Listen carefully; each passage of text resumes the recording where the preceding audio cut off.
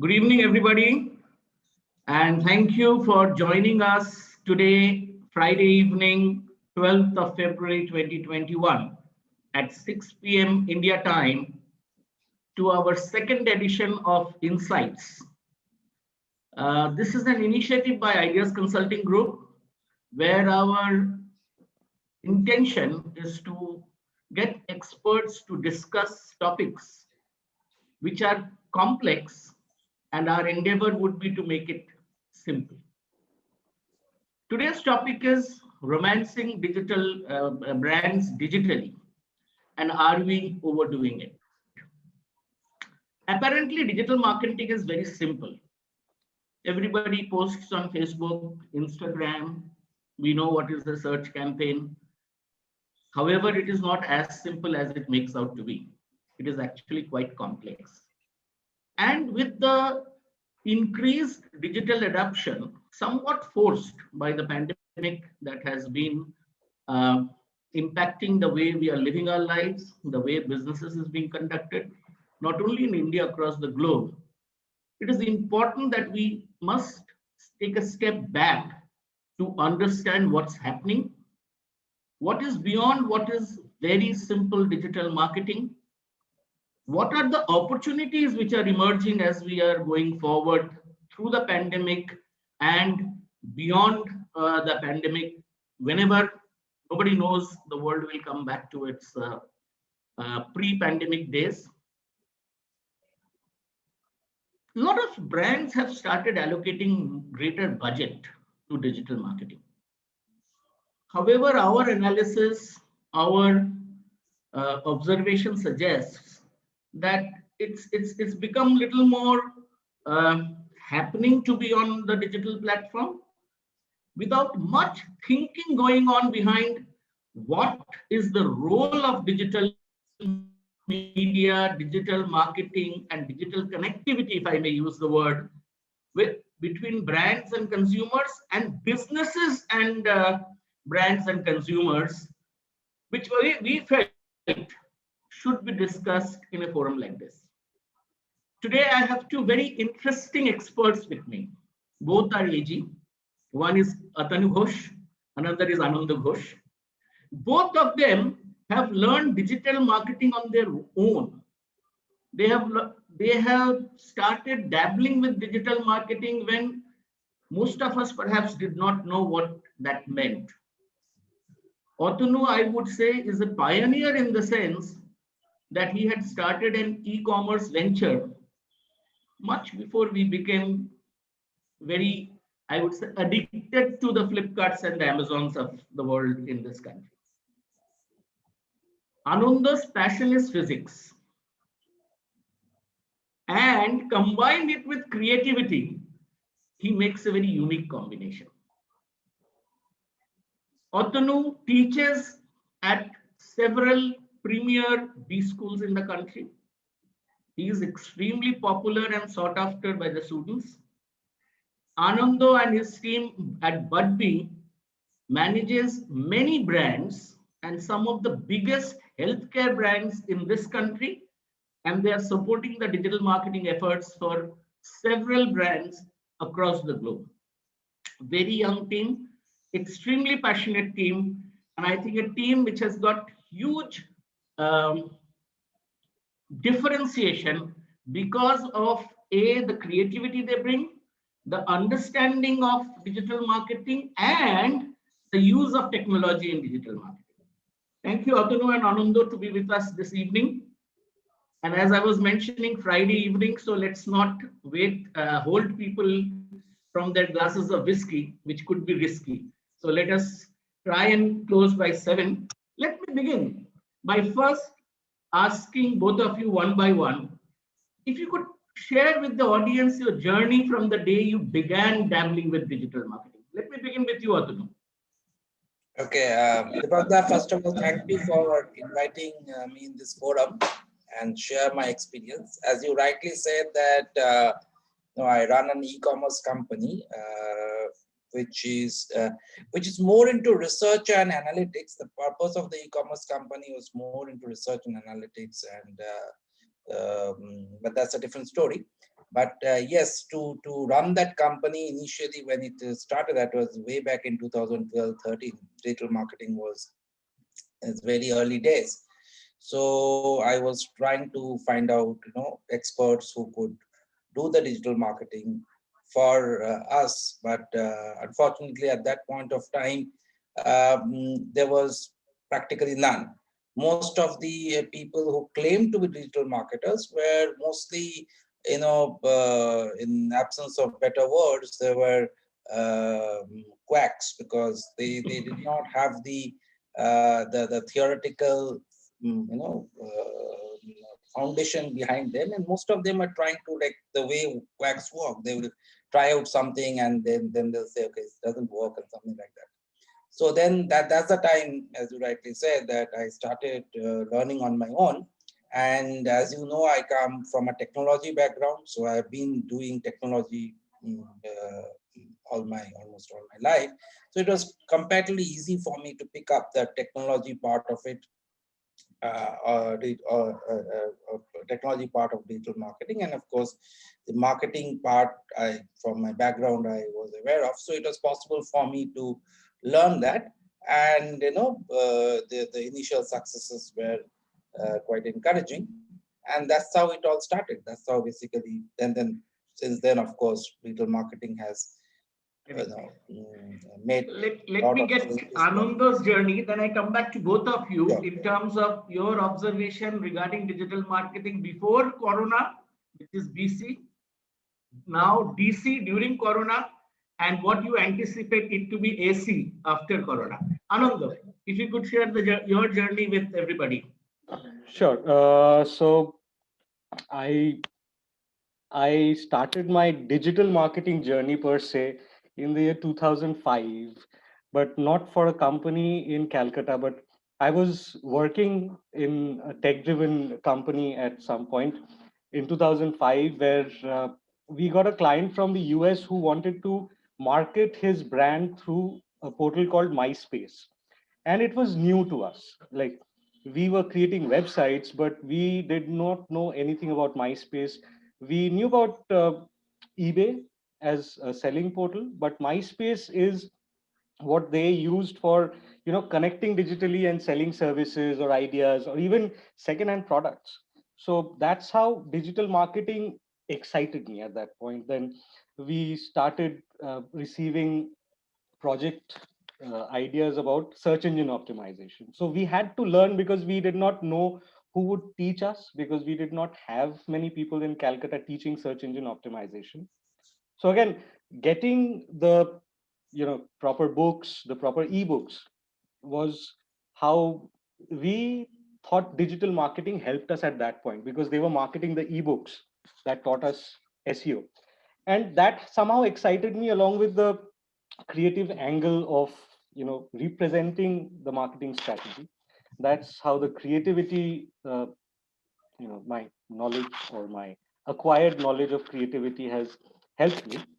So that was the beginning, and then one thing got up to the other, and people started socially connecting with others through portals like Orkut, like Yahoo, like Rediff. Then came Facebook, the giant, and they said that we would not be advertising on Facebook. We would not be using Facebook as an advertisement portal, but gradually, when there's an opportunity, people would take that and advertise or communicate their products or services or their brands. And connecting with so many people, I love to communicate, I love to connect with people. That's how I would say digital marketing has helped me, because now Great. with the help of digital marketing, we can connect to people we want to connect to. That is the most ideal point. There's no point blanketing the entire city with my products and services, where maybe 1% of them is my buyer. So that's how digital marketing actually excited me, and that's how this journey started. Correct. In fact, Ananda, one of the words which I heard after many years is Orkut. And I'm sure Atanu will agree that Orkut was heard in India much before. So Atanu, from Orkut to Facebook, then the pandemic, what is the shift that you are seeing in digital marketing overall? If you could throw your light. What has been the impact of the pandemic? What are the things that have changed, which are important for businesses to sort of take stock of? Yeah, in that context, let me first, set that the scope and the definition of digital marketing right, not right exactly, but how it is expanding. See, it started with, when we say digital marketing, it started with actually digital marketing communication. So even today, when we talk about digital marketing, we are essentially meaning digital marketing communication. But what has happened is digital marketing is any digital technology that is transforming marketing. So whether we talk about digital products, whether we talk about algorithmic pricing, the way the search pricing and all this thing happens, the way look at the e-commerce business in terms of the places where the products are being sold. So if you go to the classical 4 P's of marketing: product, price, place, and promotion, you will see all 4 P's, and now there are 7 P's. All of them have been transformed by the digital technology. So what pandemic has done, see, this is true for any area, not just digital marketing. There is no new technology as such that has got invented in last 1 year in the pandemic. What has happened is that people have realized that they can do things without being physically present. And same applies in case of digital marketing. So all these things they can do with digital products instead of physical products, like education. So it's a classic case of digital product coming up in place of a physical product. Talk about the place that direct to home or any e-commerce business. So what has happened is that people have now started to realize it's possible to engage and to consume products and services without having to physically travel. And all the technology was there. It was the mindset. People still felt that I need to meet face to face when it is not actually required. And now it's a habit changing behavior. So I think this behavior will be there to stay even in the new normal. In fact, Atanu, you make a very important and pertinent point that I think it's all in the mind. I mean, for example, if I look at learning, today children in school are actually learning on the video platform, which wouldn't have been the case if things were normal. I think to an extent, pandemic forced us to a certain paradigm shifts. Yes. Ananda, what are your thoughts on this? Could you just add to what Atanu has said? Definitely. Pre-pandemic, digital marketing was catching up, definitely. Uh, Not as fast as it is outside India, but yes, people was finding the need, and there was also the factor of spending less and reaching more people more effectively. Because, as I said, there's no point in blanketing the entire country with what you have to sell. Rather, target individuals who are more likely to buy your products and services. So that was catching up. What the pandemic did was it created a necessity for service providers and sellers to be visible even with people being at their homes. Very rightly pointed out, they found it as a necessity. So as people say that necessity is the mother of all inventions. Though digital marketing had been invented long back, it is better used, I would say, not post pandemic, but a prelude to the pandemic. People had started understanding how to use digital marketing more effectively, not just connecting with people and posting images. And Facebook or just any social media platform is not restricting digital marketing. Digital marketing, as professor said, I'm calling you professor, sir, as you rightly pointed out, it's anything that we are using digitally to communicate better, not just communicate better, and understand needs and fill the supply demand gap if there is any. So ideally, the pandemic has propelled digital marketing to some extent. The shift was probably due maybe in 2 or 3 more years, but it has been preponed. That's what I would say. In fact, Ananda, it's not only about communicating. I think it is also about interacting. I give an example about school children studying. We know that you have huge experience and you are actually working with some of the top healthcare brands in the country. Would you like to share some of the developments, or what are the things that have shifted in healthcare where digital connectivity, if I may broaden the scope of our discussion, has played a very important role? So, see, before we get into the healthcare sector, the biggest example of how digital marketing or the digital platforms have, we were discussing about communication. We are having this discussion on a digital platform, which otherwise we would have probably been at your office and we would be discussing, and that would have probably an audience. We are reaching out to a larger audience if when we are being digital. Now, coming to the healthcare segment, during the pandemic, they were, you know, probably the worst hit, if you ask me, because they were in the center of whatever was happening. At the same time, the doctors were, I would say, very happy because the patients were communicating with them not by coming to the hospital and crowding, but in ways of new apps that were launched that help them communicate with the patients over video conferencing, understanding what the patient is going through, and be there when they were needed.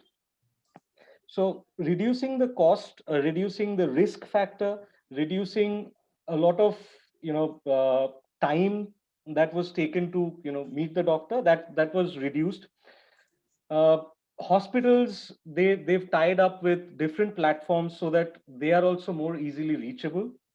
And what we saw as a shift in the communication pattern was that the hospitals or even doctors, they were more openly communicating with people. They were trying to, make people understand. And it was easier for them to communicate with people at one go. Now, without the possibility of digital communication, uh, to reach out to so many people, it would have been difficult. Now, with the digital Absolutely. possibility, it was much widely, communicated about what to do, what not to do, and even the marketing strategies have In changed. fact, on a lighter note, it was easier to get a doctor's visit done because of the digital platform than otherwise. Although Absolutely. you have been teaching in several premier B schools, and they represent this what is called the millennial generation. What is your experience of this generation? How are they embracing digital as a way of life? And please note my words, I'm using the word digital as a way of life. What is your experience, and how will that impact the Yeah, journey I as we think go forward? I think there are several layers in that. In a space of entertainment, in a space of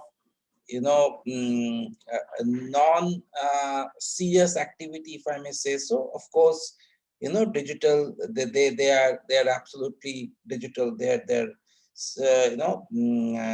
watching movies on digital platforms. They're playing games on digital platforms. So that's there. However, on the more serious platforms, let's say on a more serious context, let's say academics, let's say even use of technology for business purpose, probably there is still some hesitation, some bottlenecks, because when it comes to academics, especially the large part of the learning community still needs a lot of handholding and prodding. So they would need I mean we have not gone into a community where people are responsible enough to learn on their own. I'm talking of not just students but also the professionals. We don't tend to learn on our own unless somebody tells us to learn. Either that can be a teacher, that can be our manager, or organization, unless we are forced to learn, we don't learn. So that's the problem. So that the physical education system has a role to play, I believe, because you need that monitoring system till now. So that the utility of that may be debated.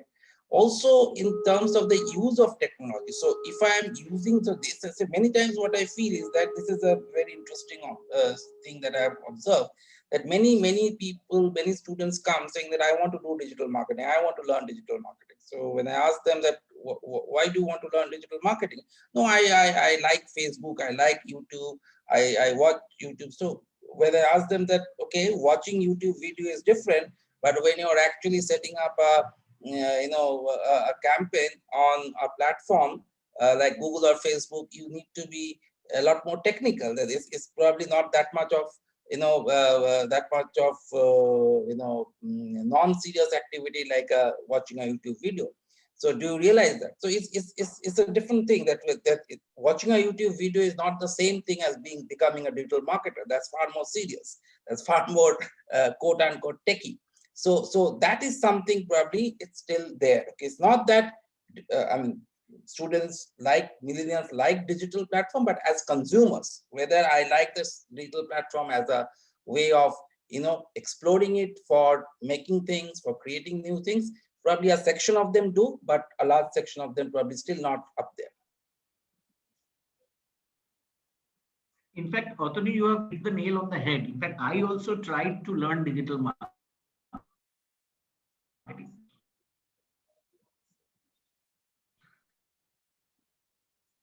Then I realized that just by reading books or articles or whatever, I think that's where hard work is required. In the meanwhile, there's a very interesting comment from Prashun Banerjee. Thank you, Prashun, for the comment. He says, half the money I spend on advertising is wasted. The trouble is, I don't know which half. This has now been resolved with precision digital marketing. You are absolutely right. However, I think what is happening now, and this is to both Atanu and Anando, I see there are too many ads in whatever. I just use Facebook. I don't use any other medium. I think there are too many ads in a place like Facebook, whereas in LinkedIn, you hardly find any ads. Very few comparatively. So is there an overkill? And if you believe so, what should marketeers sort of take into consideration in terms of looking at, let's look at social media first as a option for digital marketing. Atanu, if you could answer first, and then I'll go to Anand. Yeah, I think the question here is that of permission marketing. So if I look at it from a consumer perspective, I need to get marketed about those products which I need. So I don't want to get marketed about a product I don't need. Okay, like that's what happens in telecalling in most of the cases. Now, if I look at from the other side, the marketer's side, the marketer needs to know that I need something. Okay, only then the marketer will be able to market. So if I need, let's say, a car, and Deepakda needs an apartment, and Anando needs maybe a iPhone or whatever, then the advertiser needs to know that I need a car and not an apartment. Otherwise, the advertiser is going to communicate about apartment to me and car to Anando and iPhone to Deepakda. So most cases, what happens is that they advertise all three to all three of us. So that's what we call over marketing. Now the thing that we don't realize is that in order for the advertiser to do that, we have to give away that information. So how does the advertiser know that I want a car? Because I have to give away that information. So that's what these marketing platforms do, that they collect directly or indirectly the information about my choices. And when that goes on to the advertiser is able to use that choices and market to it. However, there comes the question of privacy. So that's where, today the digital marketing is at crossroads. So when you say that, okay, I don't want a carpet bombing of advertisements, I don't want all sorts of advertisements, I only want those which I need, I also must be ready to share that information with the marketer in some way or the other, so that I get the information of the products that I need. So it's a very, very interesting, dilemma that is there, and which leads into the bigger question of the privacy and the ethics around data in the entire space of digital marketing.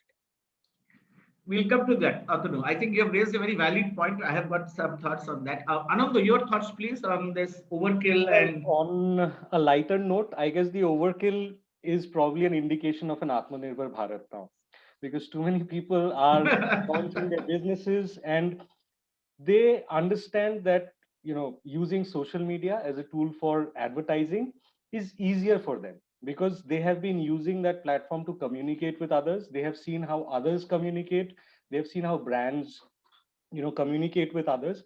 But with the lack of knowledge of how to use the platform, what they end up doing is, as Atanuda said, that they end up blanket or carpet bombing everyone with all the information that they have. So targeting an audience and creating campaigns based on the information that you have received or the information you feel you can use through Facebook's inbuilt tools or any other platforms inbuilt tools to understand which kind of audience will take your services, which kind of audience or which demography, which age group, what interest group would be more interested in your products.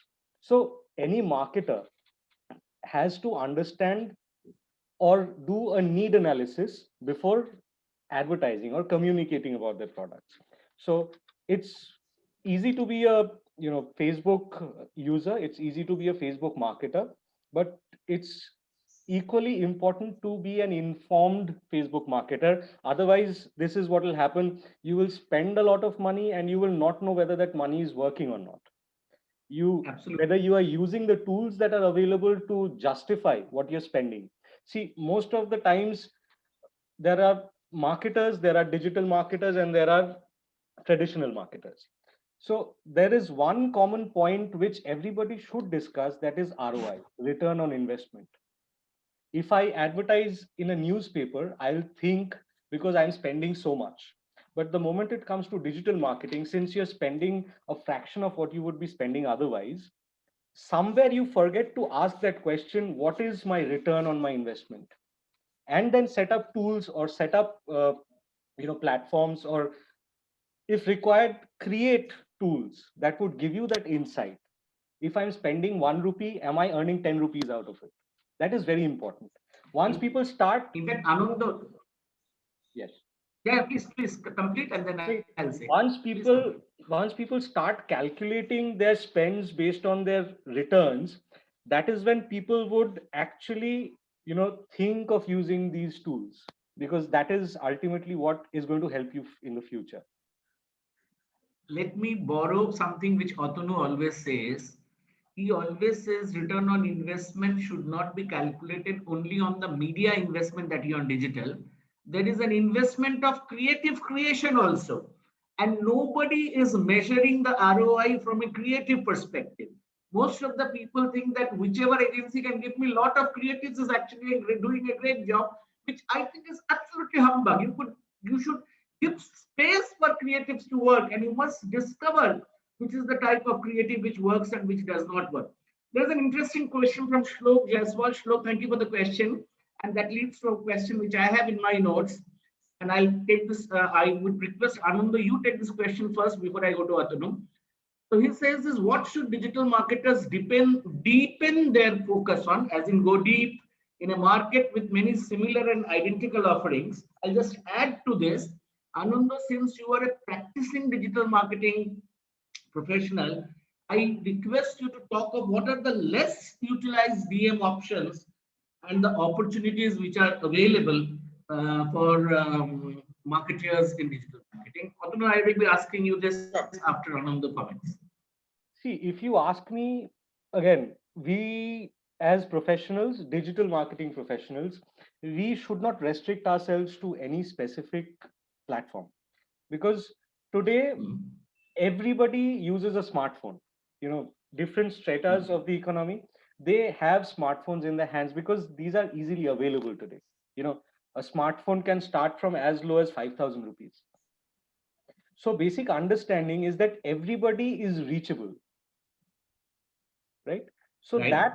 that primary focus point should, create this concept that anything, any media that is digital can be used for digital marketing. Not just Facebook, not just Instagram, not just SEO, not just Google Maps. I know I'll keep on saying not just and keep on adding points, but not many people think of Google Maps as a tool of marketing their products or services. Because see, if you're looking at comfort options, you would always give a location to your search. That is how Google search would work. And the moment you give in a location, any result that comes in is preceded by Google Maps. So is your brand or is your company or is your service listed on maps? Basic. You ask anyone to search anything, they'll go on Google first. They'll not go on Yahoo, they'll not go on Bling, they'll not go on X, Y, Z, they'll go on Google because it has the lion's market share. So if Google has X, Y, Z tools, all of them can be utilized for marketing. So that is the understanding. You need I to remember you were mentioning Quora as a very interesting tool Yes, for healthcare yes, marketing. Would you yes, like to just yes, briefly yes. talk about it? See, if we talk about Quora, it basically is question or answers. That is how it is placed. And it is a question and answer bank for anything you're searching. You have a question. The moment you put a question mark in your Google search, Quora will have a question similar to that and has been answered, and that result will come on the first page on Google search. So being there when people have a question is a very good way to market you as a, I would say, as an influencer or as a knowledge provider. And anybody who provides knowledge or gives correct information, factual information, is always respected by the consumer. So Okay. Atanu, your thoughts, please. Yeah, see, Sorry, I think Anand, I'll come back to you. yeah. So when you have a lot of similar products, identical offerings in the market, essentially we are talking of a market that is very mature from a category brand perspective.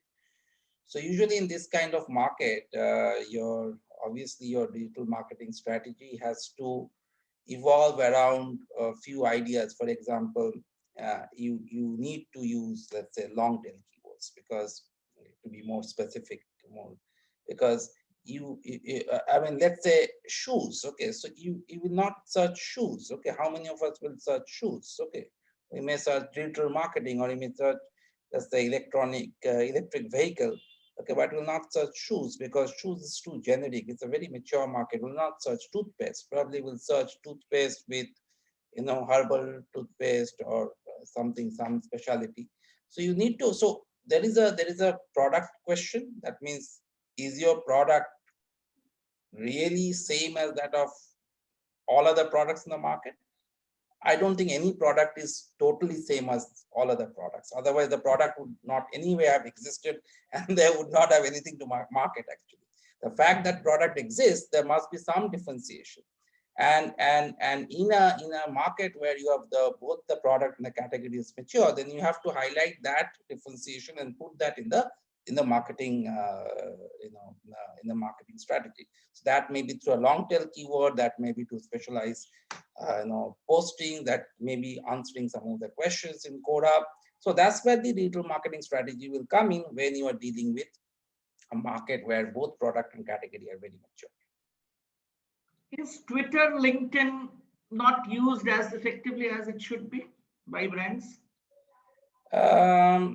Depends on the type of brands that we're talking about. Yes, I have seen that the brands which especially B2B brands, which can normally a B2B brand will not do a typical kind of digital marketing, the search display kind of marketing, as they will not get much use of it, because you don't search for turbines. So if you're making turbines, okay, if you are making boilers, so how do you market? So there, of course, the most of the cases, what we will do is you will talk about the product inventions, scientific research that is happening in that space. If your company is doing something around that, and where do you write that? You write that in various social media platforms, professional social media platforms. LinkedIn can be one. There can be other professional platforms where there are buyers who are coming and trying to figure out the different types of boilers or different types of turbines, and they are trying to evaluate technically and see what is the advancement that has happened. So definitely those are the places which are not used, because typical search, social media, these are the low-hanging fruits, and they are the ones that for a B2C kind of an company, and that's what gives immediate results. So yeah. In fact, I personally feel B2B businesses are not using digital communication means as effectively as they could. There is a long question from Mohua. It says lots of casual visitors with very high digital penetration, which is true. How can we get quality leads, because cost per lead is inching upwards every day? I presume she means that. However, we are experiencing paradigm shift in marketing post-COVID, but we can still see the brand that who are successful as presence in 360 degree. So is it true that only marketing through digital platform is not adequate? We have to be everywhere. And the last point she asks is, where products are not tangible, how to build trust? Because millennials are skeptical about security. So how can we build trust amongst consumers? Patulu, would you like to take the question? I will also invite after that. Okay. Yeah. I think interesting questions from Mohua. So first of all, leads. Yes, quality of leads in the sense that ultimately you have to look at the cost of conversions and not the cost of lead, because many times what happens is that you get stuck with the cost of lead, and kind of you may get very cheap leads who have lower ability to convert. The second thing is that the attribution. So especially attribution is a big subject, and I think there was an earlier question on return on investment. So return on investment, the challenge of return on investment is not to calculate the return per se, but to calculate the return has happened because of what. So attributing the return. So a student may get converted through multiple channels and multiple touch points, and finding out the touch point and how much each touch point has actually contributed to his or her conversion. So that's a very important, in fact, it's not solved yet. It's an area of research. There are a lot of attribution models that are being experimented with. But yes, to answer the question, that lead, definitely the first point should be to calculate the cost of conversion and not the cost of lead. I think there was, what are the other questions? So 360 degree marketing is required, or and how do you build? Okay, yeah. See, ultimately, in which medium through which medium you market, it will depend on the consumption behavior of your audience. So I think there's another subsequent question also, whether print media is dead or not. See, it all depends on whether people are consuming print, not for advertisement. Nobody consumes advertisement as a product. Media for advertisement. People consume the content. So if print is being consumed, till the time print is consumed, print will survive. Till the time television is consumed, there will be advertisement through television. The day when people stop consuming print, which is happening. So in the West, obviously, print is not consumed that much anymore. In fact, it's consumed hardly.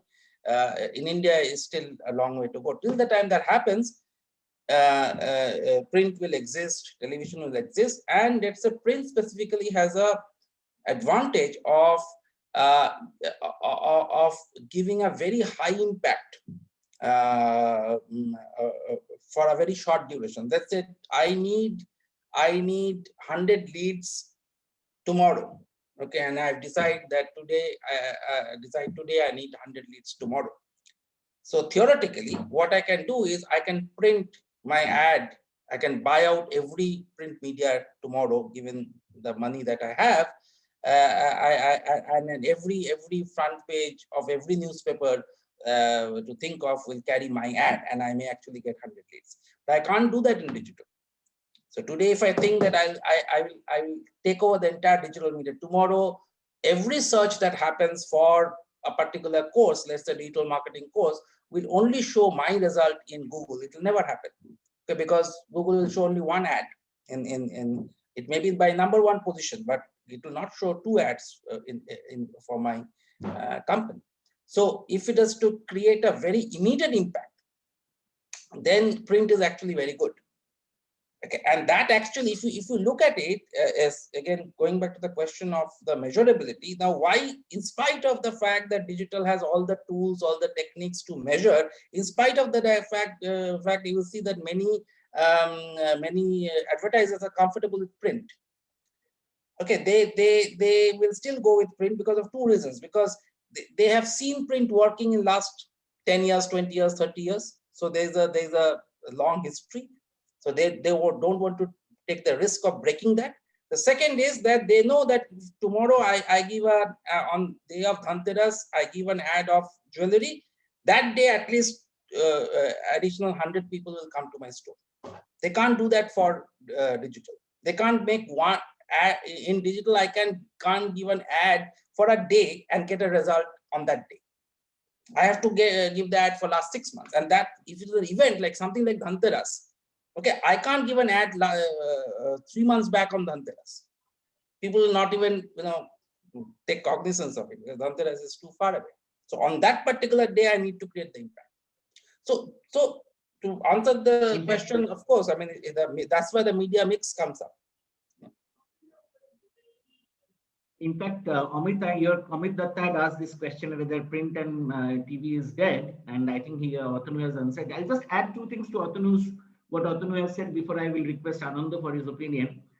My experience, a first point that Amazon, which is the biggest behemoth that we can think of, for those special days uses print. I think that's the biggest testimony print can have in terms of why it is required. And the other point which you mentioned about this business owners, some of them preferring print, of course, they have been successful, they can generate leads. I think one psychology that works is that since I look at the newspaper in the morning, if I see my ad, I believe others have also seen my ad. Whereas in a Facebook campaign, I may not see that. So that's also a psychological part of the entire journey as we go forward. Ananda, what else would you like to add to this? And in that, if you could take another question by Shlok, which says, what about talking to customers through WhatsApp business? What should be the communication in competitive exam sector? If you could answer both together. First, coming to the cost of leads, as Atanu has rightfully mentioned, you do not count the cost of the lead, you count the cost of conversion, because a lead does not give you business. The conversion means business. So let's stick it to that. Now, creating leads or creating understanding the cost of leads, again, you'll have to be smart to understand who your audience is. And once you start filtering your audience, the quality of lead goes up. So the cost would also go up. It cannot be cheap as well as good. It has to be either cheap or good. So we have to understand that first. So a cheap lead might not be a conversion, but an expensive lead has a higher probability of conversion. That is how I would see it. That is first. Second is, let me interrupt here for a second. I want to add another dimension of cost. One of the costs which a lot of businesses do not consider is the human effort that is needed to chase leads to conversion. Somehow that is a huge cost which nobody includes. I thought I'd just add it to it. Please continue, Ananda.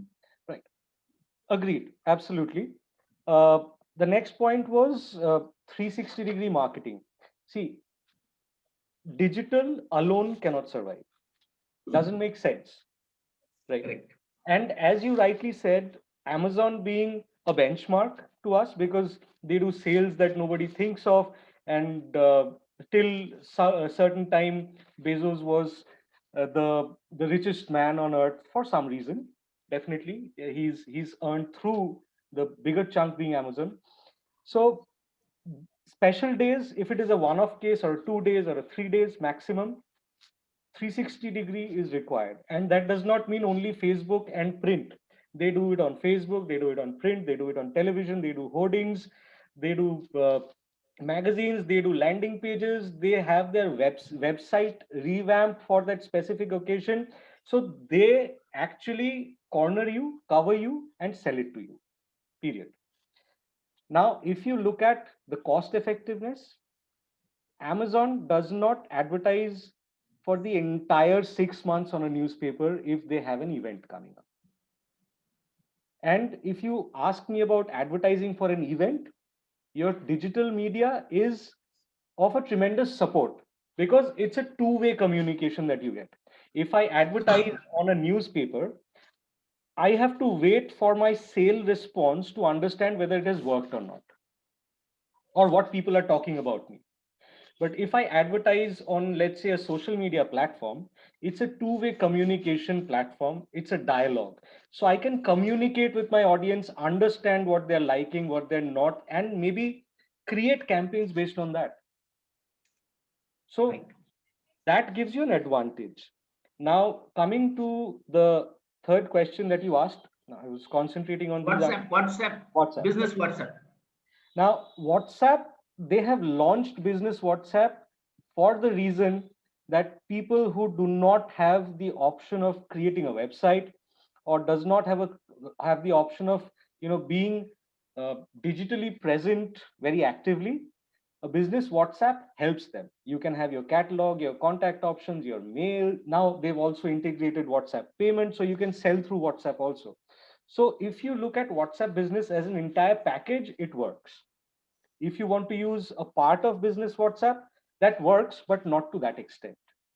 So it depends on the ultimate marketer or the brand, how they want to use the tools. As we discussed, tools, how to use the tools is very important. That is where an informed marketer would perform better than a marketer who's trying to figure out what is working and what is not. Excellent. In fact, there is a comment which is very interesting, and I fully agree to it. I'm sure Ananda and Atanu will. Shobik has made a comment. Thank you, Shobik, for the comment. When we discuss digital marketing and say products or services should be omnipresent, why do we leave OTT platforms, which I feel is perhaps underutilized? And I think that's a future which is there. There are many questions, but before that, can I budget there? Can I just budget there? This OTT platform, actually, it was part of what I was trying to say, but I somehow missed it. Very good point. If you open Facebook today, you will see something that comes up on your timeline. It's an advertisement that asks you to advertise on OTT platforms. Because today people are not using your regular set-top boxes or DTH services to watch television. Everything is on the mobile, and it is cheaper as well. For a Star, you see Hotstar. For a Z, you see Z5, and not just one specific channel, the entire gamut, along with content created by others. So an ideal place to be, because people are always this with their mobile. In fact, a lot of questions to tackle, but before that, Atanu, one of the words that I'm hearing all over the place is digital transformation. I mean, is it just a lip service or there should be more to it? I mean, I want you to lead this discussion. Ananda can join you after you have completed. And Ananda, when you are talking about digital transformation, one point on which I want you to comment is this accelerated digital adoption actually an opportunity for small budget advertisers? Just answer that. Atanu, digital transformation. Yeah, see what has happened. So digital transformation basically means that as an organization, you become a digital organization. How do you bring digital to the core of your organization? That's what digital transformation is.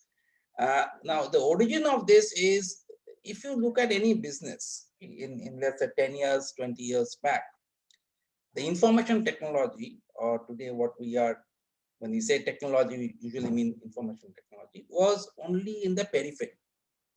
Okay, even whether you talk about a large business, whether it's a small business, it was never considered to be core to the core competency to the business. But today, if you look at, let's say, banking, what is banking? Banking is nothing but technology.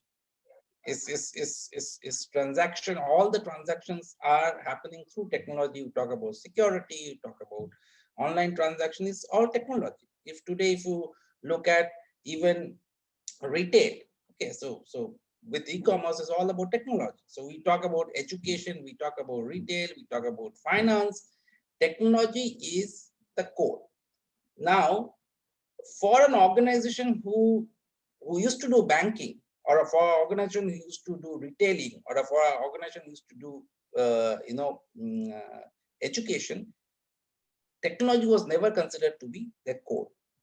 Naturally, their strategy was not around technology. There was the people were not not aligned to technology, not aware of technology. As a result, we have seen a lot of disruptions that have happened. A lot of companies, large companies, that have got disrupted because of technology. Okay. There are many examples, starting from Kodak, starting from even here, the entire music industry, that we talked about the OTT platform. We are seeing the transformation there. So these are big disruptions that have happened. So what we are saying is that in whichever business you are in, you have to make technology a core part of your business. And how do you build that? Because that's not easy. Because one is learning new things, but that's easier. What is difficult is the resistance to learn. Because typically the first thing that will happen is that I am an educator, I am a retailer. Why should I learn technology? Okay, technology is not something that is required to be learned.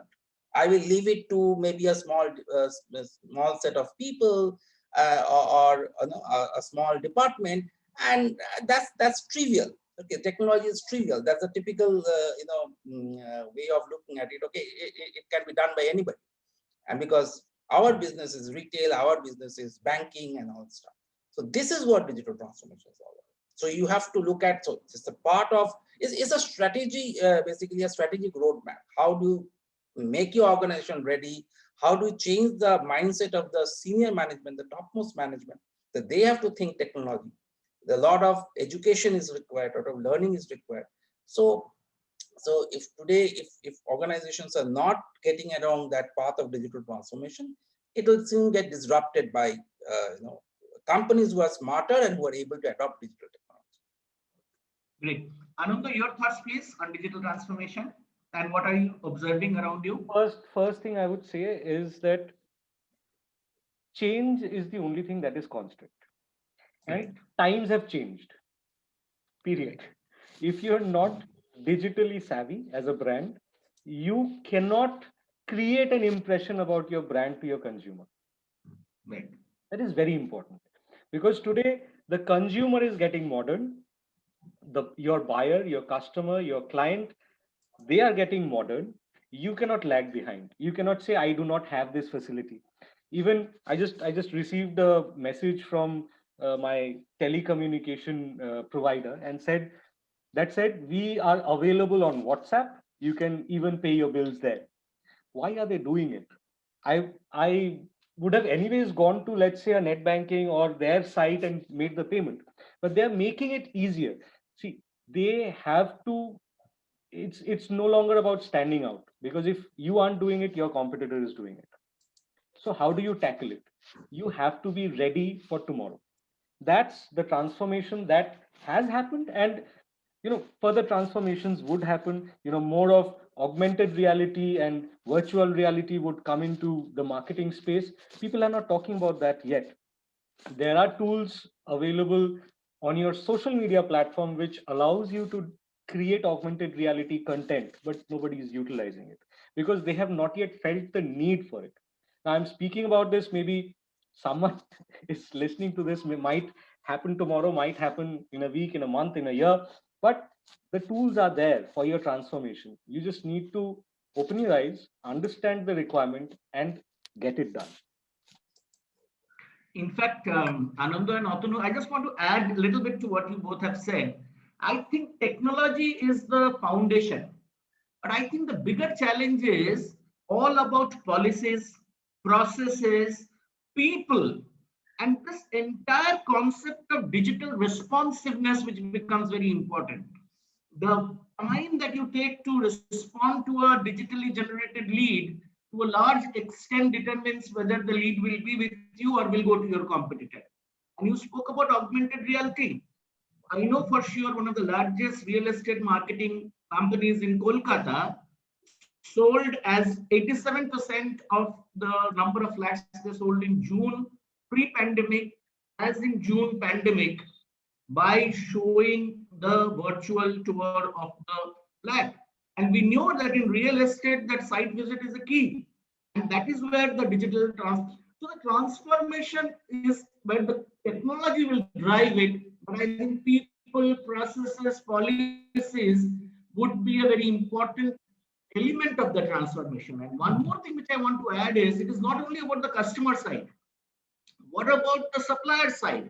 People who are in the business ecosystem. I think it is very important to look at what are the digital touch points across the entire value chain, from the raw material till the post customer experience feedback. I think the digital touch points need to be identified.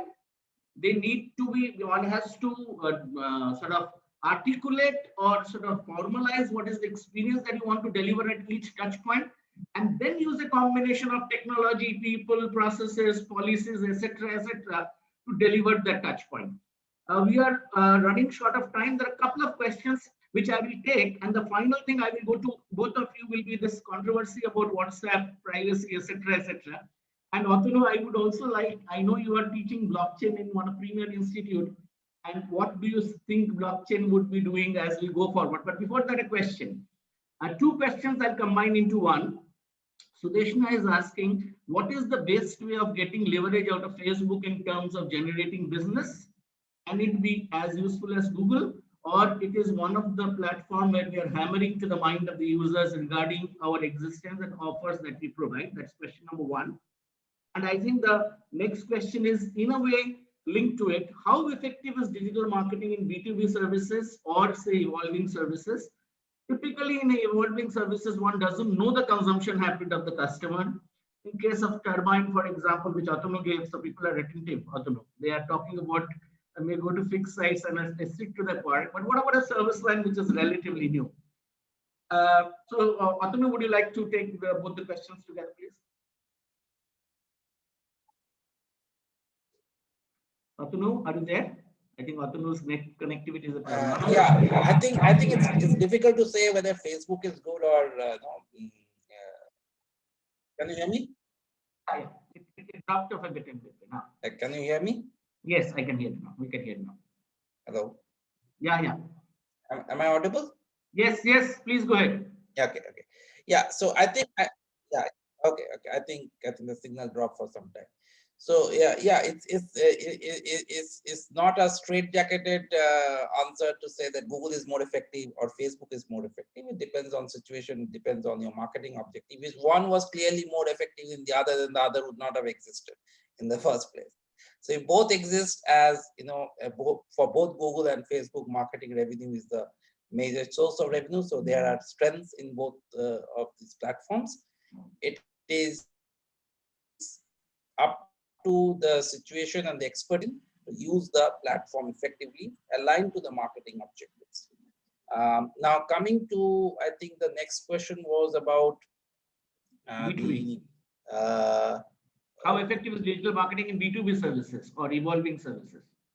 Oh, evolving services. So basically what we are saying as an evolving service, whether it is a B2B space or a B2C space, you are creating a market. So evolving, so let's say something like a Tesla, okay, electric vehicle kind of a market.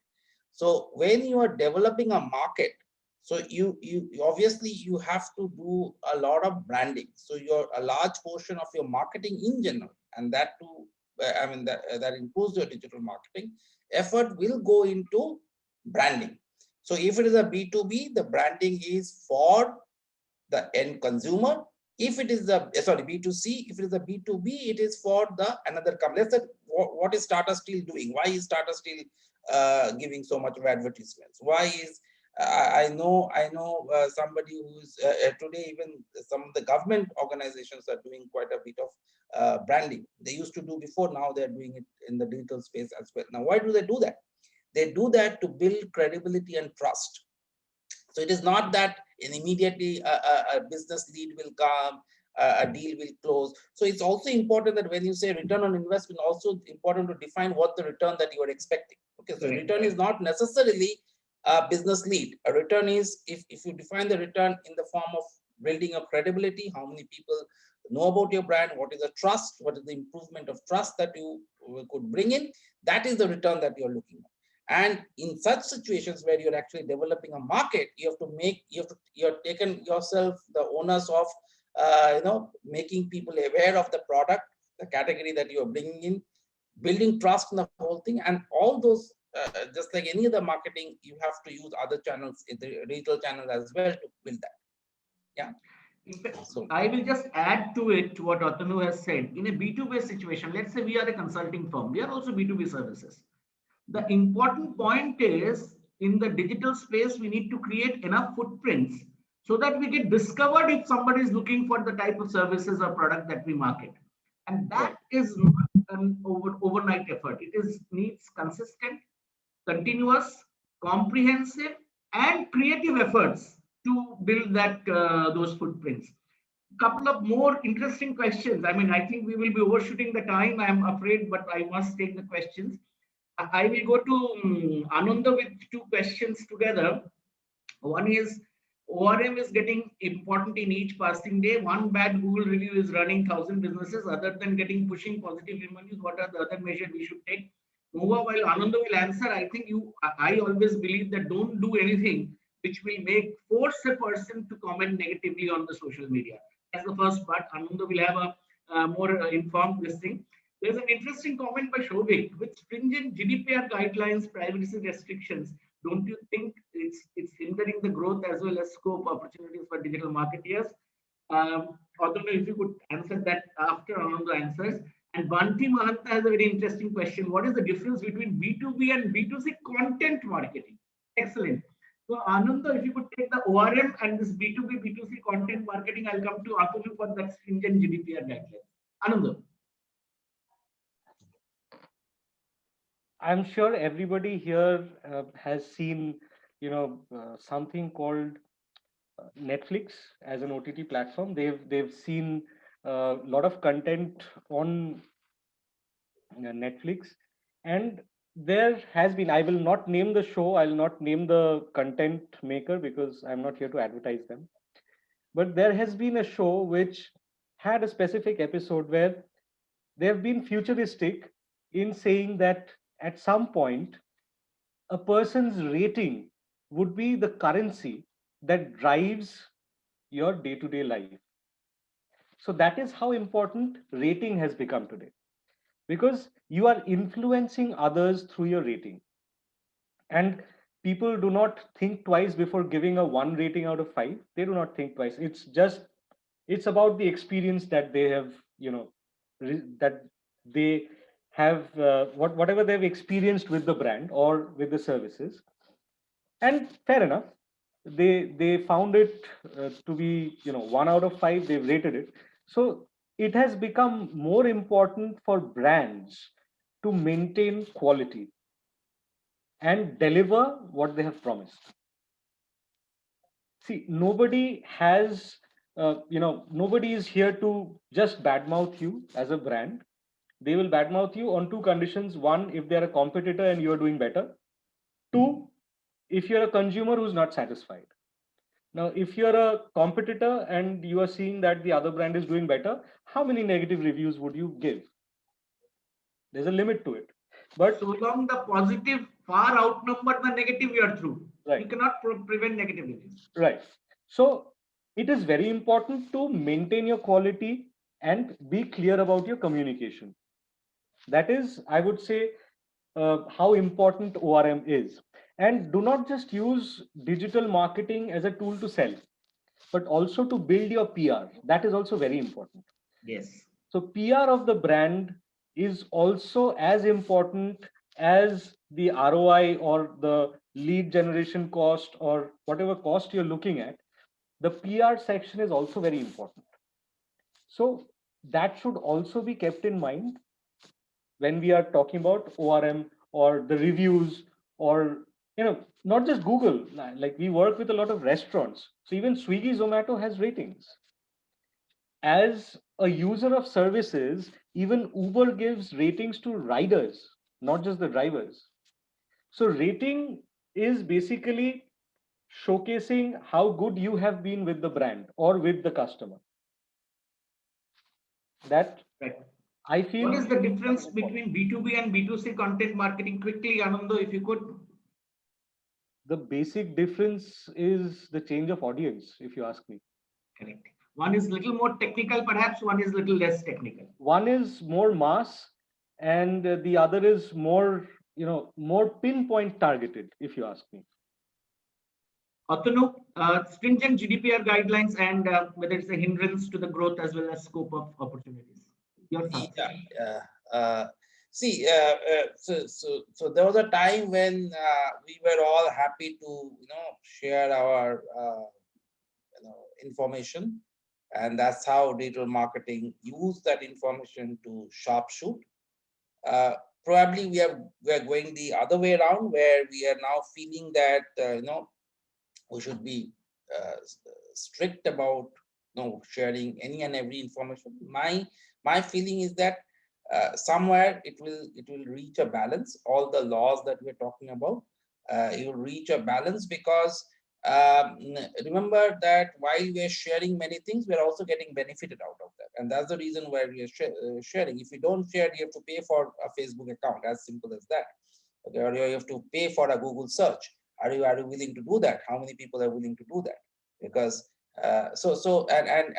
really, if I like a particular type of food, I really don't mind sharing with everybody. I don't mind. I do mind sharing my bank account with everybody, but I don't mind sharing what color of shirt I like. So there is a balance that will come in eventually, and especially Western societies by tradition has been very private, because because of a lower population density, they're by nature very private. So most of these privacy issues are driven by the Western society. There is some merit into it, but somewhere I feel that there will be a balance. And overall, I think yes, as long as we are not sharing bank account details and similar kind of stuff, passwords, etc., which no digital marketer actually needs. Digital marketer needs your preferences in pretty benign things, like what kind of dresses you want, what kind of food you like, that kind of stuff. This information will be, people will be willing to share that, and the laws will be around that only. And to that extent, digital marketer will get benefited out of that information. In fact, Atanu, in digital marketing, when we are advertising in Facebook, Facebook only tells me how many people have you reached. So the examiner and the examinee is the same. So do you see, as we go forward, blockchain will be a tool to help? Yeah, that's the big challenge today, that you have the entire information being brokered, the entire ad space being brokered by few large behemoths like the Googles and the Facebooks of the world. And that's true not for just just for advertising. Most of the digital world, if you see, are largely monopolistic or duopolistic. So every player that you see, there are two players: Flipkart, Amazon, Ola, Uber. So everywhere there are two players. The reason for that is there are economic principles, or something called network effect, because of which this happens. And it is a well-researched phenomenon that why it happens. Now, the only way to break that is technologies like blockchain, but blockchain as a technology can do that. But blockchain essentially talks about a distributed network where no central authority is controlling stuff. However, that does need a lot of governance. Okay, so who mobilizes this network? Okay, so there is a huge question of governance, huge question of regulation around that. Technically, it's possible to get away from this kind of monopolistic behaviors, but I think still to make it commercially viable, a lot of governance and lot of initiatives from the regulators has to come in. So we'll probably see this, but maybe a few years down the line, not The immediately. final point for discussion, Australia, Google has to pay to the news authorities for content, and WhatsApp wants to change its privacy policy, and everybody seems to be shifting from WhatsApp to other groups. I will not name and advocate any. What is going to be the impact of this type of developments? First Atanu and then Anandu.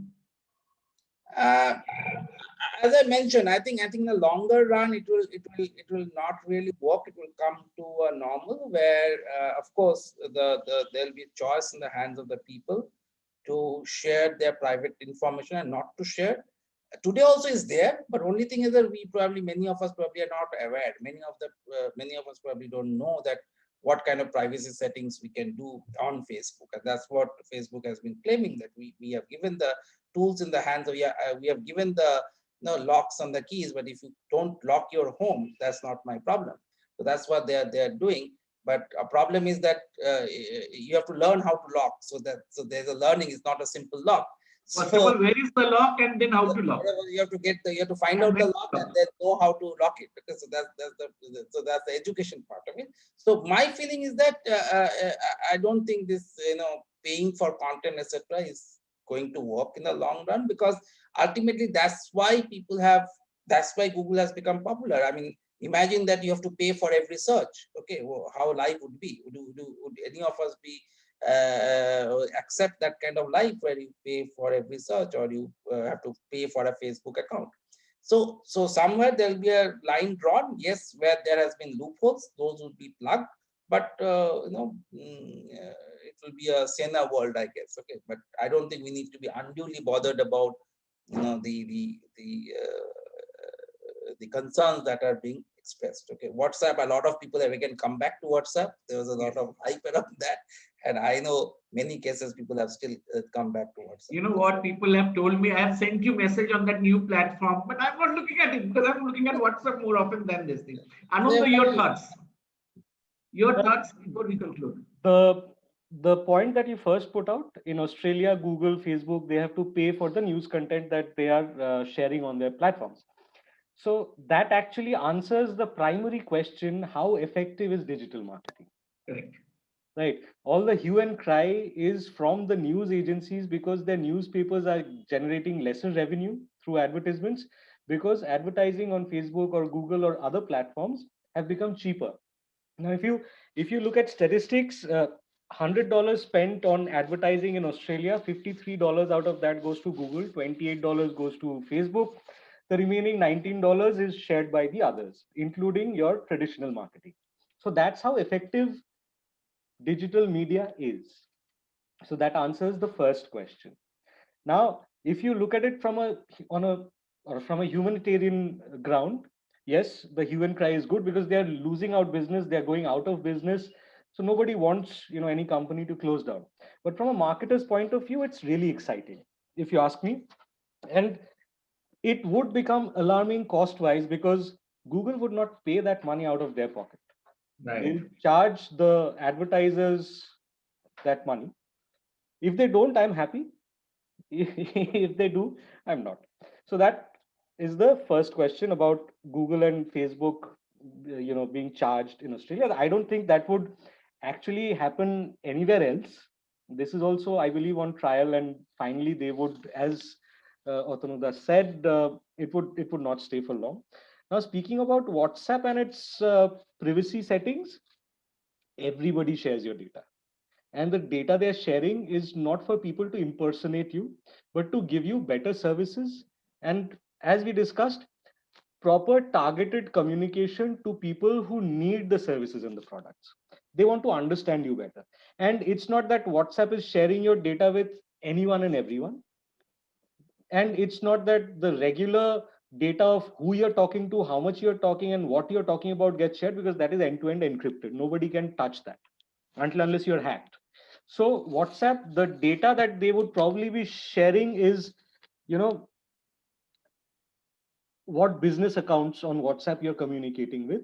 And it is the data from the WhatsApp business account that would be shared with Facebook, because Facebook again allows the marketer to target the audience with their communication. If I don't know, as we had discussed earlier, Deepak the looking for a flat, Atunda looking for a car, me looking for an iPhone, I need to know that I'm looking for an iPhone, right? My marketer, the iPhone seller, needs to know that I'm looking for an iPhone. How will they know that if I do not share the data?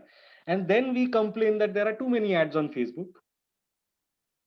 It actually contradicts itself, right? So data sharing, as I said, it's not for impersonification. It is to understand you better. And everything is safe, it's secured. You're using your Visa card or your MasterCard in restaurants, even that data gets shared. You're taking petrol, even that data gets shared, whether you're paying by card or by cash. So policies are developed based on these information. We should not have any problems with that, and I'm sure people would understand that quite fast, because as you said, they still expect the message to come on WhatsApp and not on the other platform. Correct. So there's a sense of comfort as well. We have overshot our time by 16 minutes. And I think there has been several questions. Thank you, everybody, for asking questions. And if I have not been able to answer any, please reach out to me on a one-on basis, and we will definitely answer. To summarize, I think what is important is we must look at digital connectivity for any business or any individual for that matter as a sure shot tool for progressing further in this world as it emerges.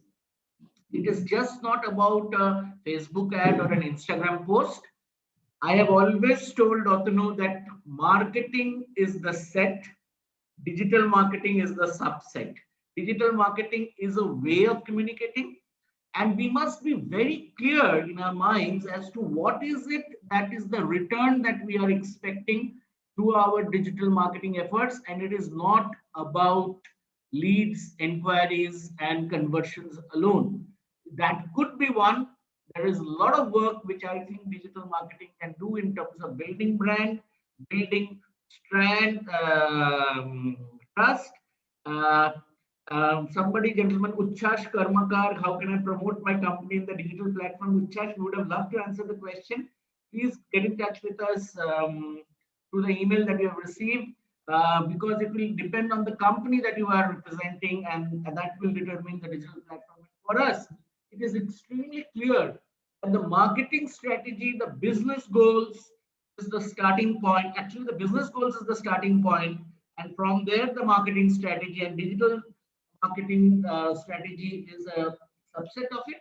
However, we are emphasizing that digital transformation in terms of creating the digital experience, digital touchpoint experience, digital responsiveness is a matter of process, policy, people, training, and most importantly, an attitude and mindset, which has to begin from the top of the organization. Otherwise, it can never be done.